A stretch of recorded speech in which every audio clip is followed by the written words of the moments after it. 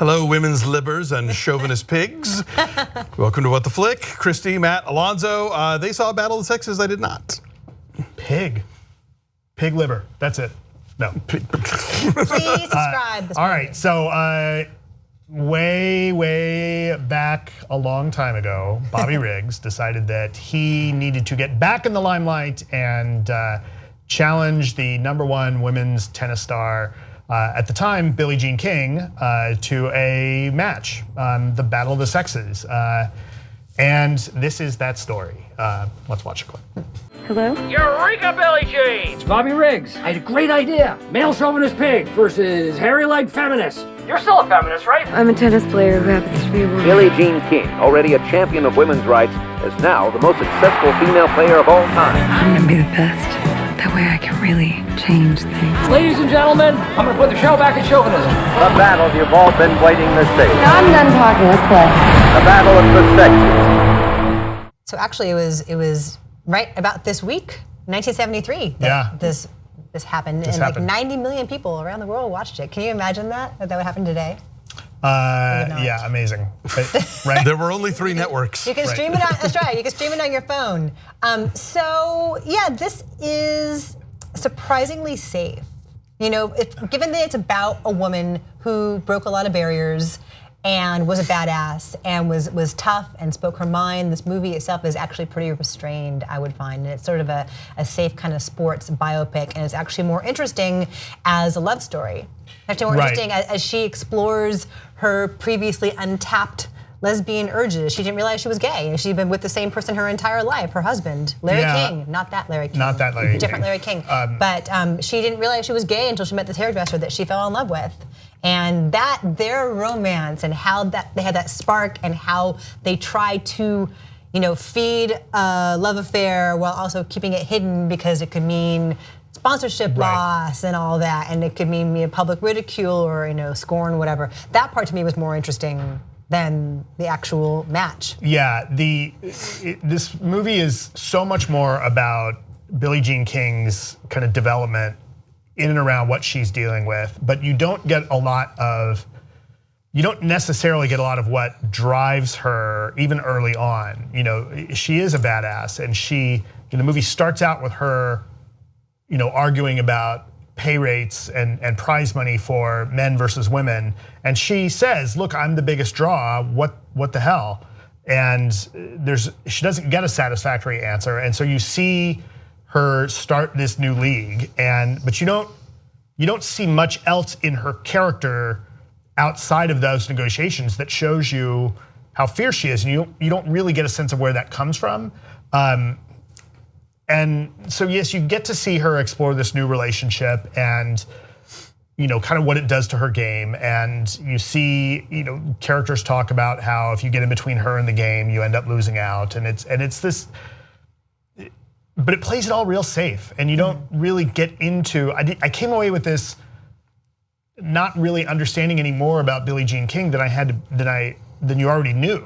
Although Emma Stone's really good in it, she is very no good. fault of her own. Is it the script? I mean, it's written by the guy that wrote Slumdog Millionaire, and it's directed by Jonathan Dayton and Valerie Faris, who did Little Miss Sunshine. Right. And I think part of the problem is that it makes Bobby Riggs so lovable.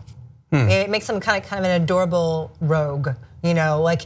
You see him playing with his son. He's married to Elisabeth Shue, and she's like the put upon wealthy wife who's tolerated his shit for far too long. Right. But he's a gambling addict, and he's a drunk, and he's a party boy, but they make him like sort of adorably caddish, and I think the scene that's a problem. in the meeting, in the Gamblers Anonymous meeting. Yeah, it's funny. Is Steve funny. Carell's funny. And he sells it, and you see the picture. They show us pictures of the actual people, and Steve Carell the pictures looks just like Bobby Riggs. They both do, yeah. But then that gives the movie less bite. It needs more bite, and the fact that they make him nice and they soften him is part of the problem. Yeah. Did either of y'all see the HBO movie a few years back with Holly Hunter and Ron Silver? No. When Billy Meet Bobby, I remember people liking that one a lot. I've never seen it, so I didn't know how they compared. Yeah, it's right. His character is not. He ends up.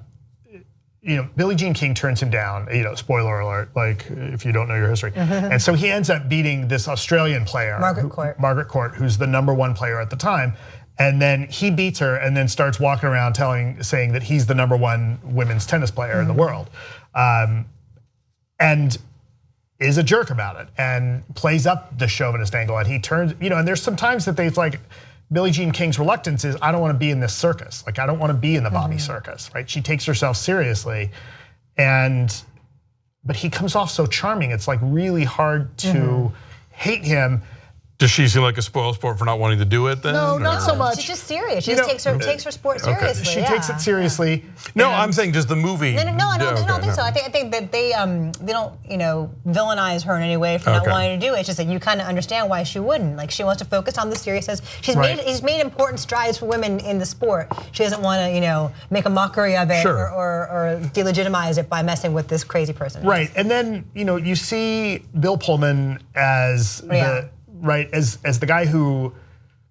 He's the executive. He's the executive, and he'll say these casually sexist things that they don't overly dramatize those either, which I actually think is a good move, because it makes you realize, like, yeah, that's the way people were. I mean, there's even, it's a little weird that they do stuff during the actual match where they've got Howard Cosell, and I kind of digitized in these scenes with the friend, with the other tennis player doing commentary. Yeah, and they've got his digital hand on her shoulder, which is weird. But like, some of the stuff he says is even, you're like, man. No, the worst is, like, you can imagine if she took off those glasses and let her hair go a little bit, she'd be ready for a Hollywood screen test. And it's just like, oh, your whole body just cringes. Right. But that kind of 1973, ladies and gentlemen. Right, but I feel like that kind of sentiment a lot of the time still exists in the way that women are regarded in sport, Indeed. Right. So, Serena Williams having her baby.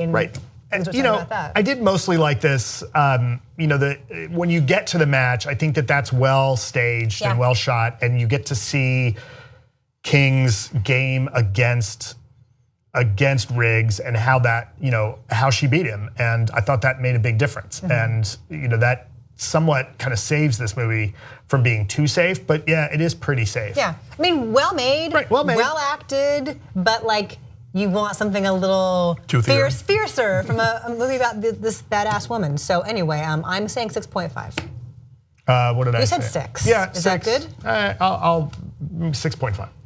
So we're saying 6.5 apparently. It is at 85%. And there's all this talk about, possible Oscar again for Emma Stone. She won last year for La La Land. I don't know about that. Maybe. She's good in it. Yeah, she's good. It's a whole good. physical transformation thing. She has brown hair this time. Okay, bye.